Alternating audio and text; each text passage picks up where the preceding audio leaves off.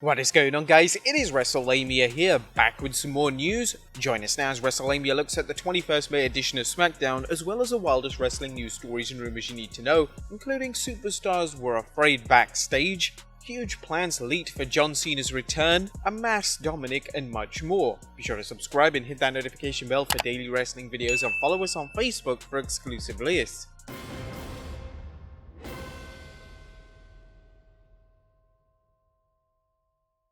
Now, as always, we won't recap the show, but just provide you with the good, the bad, and the downright ugly. As always, we start off with the good as number 1, a smart start. Last night's opening segment for Smackdown was nicely done, with authority figure Sonya Deville introducing the show's champions and announcing that Smackdown will be returning to live events with fans present beginning in July.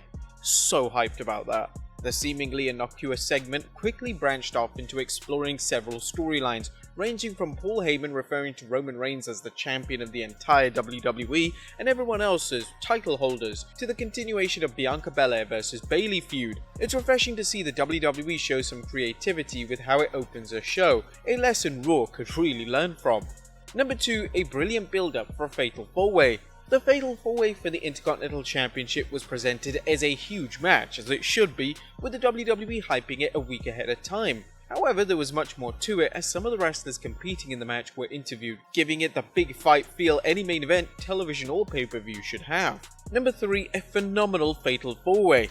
Now, although the WWE is always reluctant to say a secondary title has regained its prestige, the current booking of the IC Championship reminds us of the belt's original status as a workhorse title, i.e. a belt held by the company's best workers and one designed to feature exciting matches that focused on in-ring excellence. Last night's Fatal 4-Way fit the bill, as not only featured 4 of SmackDown's best workers, but it furthered the ongoing feuds between Sami Zayn and Kevin Owens, along with Big E vs Apollo Crews.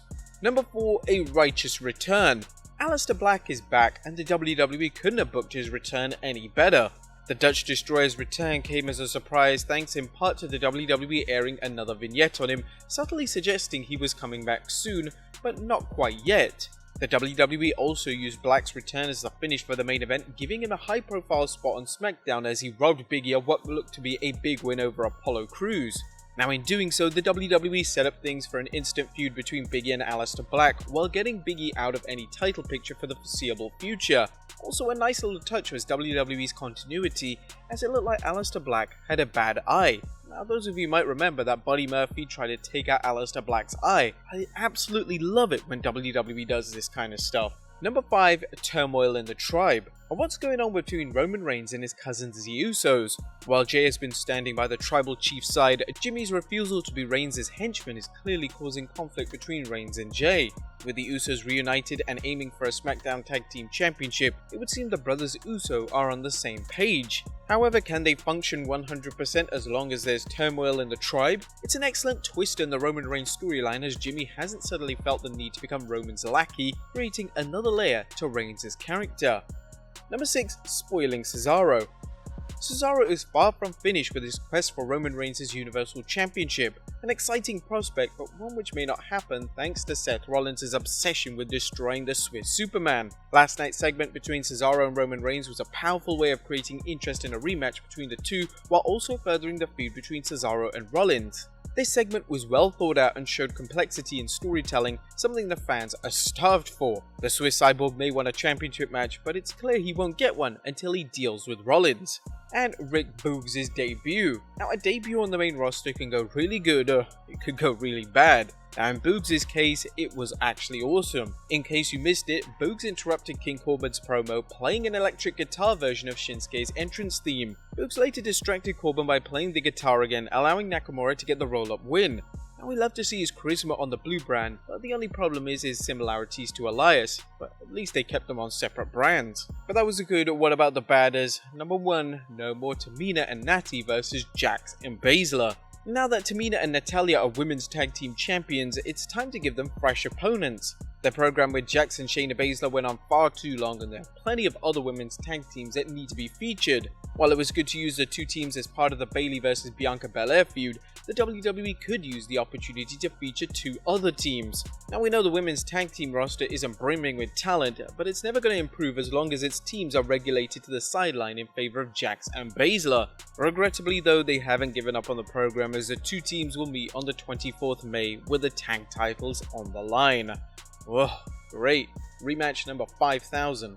But there was no downright ugly on this week's episode of Smackdown. It was a solid Smackdown, and to be honest, our bad didn't even relate to Smackdown itself, it's just that the announcement came on Smackdown. While many fans feel Roman Reigns is the best thing on Smackdown, the Blue Brand gave plenty of time for its other stars, which allows the undercard storylines to grow and keep the Tribal Chief from being overexposed. What did you guys think of Smackdown this week? Let us know in the comments down below. Now, let's move on to the news. Now first, we looks at John Cena's return plans being leaked. Now according to Dave Meltzer, regarding talk of John Cena being on the first WWE show back with fans on the 16th July, I was told that this is still being discussed. However, as noted on this week's Wrestling Observer newsletter, Cena's return to the ring seems conditional. Cena did an interview with Den of Geek about a potential return and didn't really give an answer, saying, "So I really do appreciate the respect from the often critical, and as Michael Cole says, a polarizing WWE universe to kind of allow me to take this chance and stand up and see what I got. I really do appreciate it, but I do look forward to returning." The 16-time world champion clarified things, saying, "It won't be about topping a Firefly Funhouse match. The first question I'll ask is, why? And the next question I'll ask is, where do we go after that? And if I get I don't know to both of them, that's cool because that means I can come up with my own thing." It sounds like the face that, well, once ran the place doesn't want to wrestle in just any match with any opponent. Which kind of makes sense, as Cena's value in the WWE is at an all-time high, both in terms of his history with the company, but also his growing popularity outside of wrestling. Would you guys like to see John Cena return to the WWE, and if he does, should he work a match? Who against? Let us know in the comments down below. Next up, NXT superstars were afraid to complain about Velveteen Dream, and more backstage stories are emerging now that controversial wrestler Velveteen Dream has been released from the WWE. Now, we recently discussed how artist Paul Schamberger, who produces items for the WWE's auction site and WWE shop, described Dream as the single most unprofessional person I've encountered in the business. Now more reports are coming in as to why Dream was recently released. Brian Alvarez recently commented, "I had friends very high up obviously, so there were issues that some people didn't feel comfortable about going to management about because he was close with management. I heard about behavioral issues when he went to NXT. I heard issues when he went other places, whether it be Evolve or whatever. There was a lot going on in Velveteen Dream." So far, the stories concerning Dream's release have reiterated that Dream wasn't released due to the allegations made against him concerning him allegedly sending inappropriate messages. Instead, Alvarez noted, "There were behavioral problems with Velveteen Dream and Triple H. He didn't go into a lot of detail, but when Velveteen Dream was off television, Triple H said that it was the result of a car accident. Was it the car accident? I don't know, but I do know is that if you follow the on-screen career of Velveteen Dream, how many times was Velveteen Dream featured and he just vanished for an extended period of time?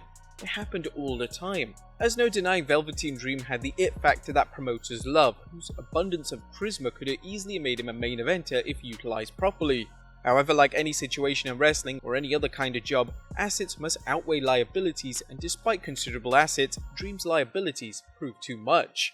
And one question that needs to be addressed though is just who Dreams' friends in high places were and whether they were problems that should have been addressed much sooner. What exactly were these problems, and were they something more than disappearing? And finally, Mass Dominik. And Dominik Mysterio has come a long way ever since his main roster debut, working a main event program against Seth Rollins and now winning the Smackdown Tag Team Championship with famous father Rey Mysterio. But despite his success, fans are still curious whether he'll wear a mask, carrying on his family's luchador legacy. Ray discussed this during an appearance on Corey Graves' After the Bell podcast.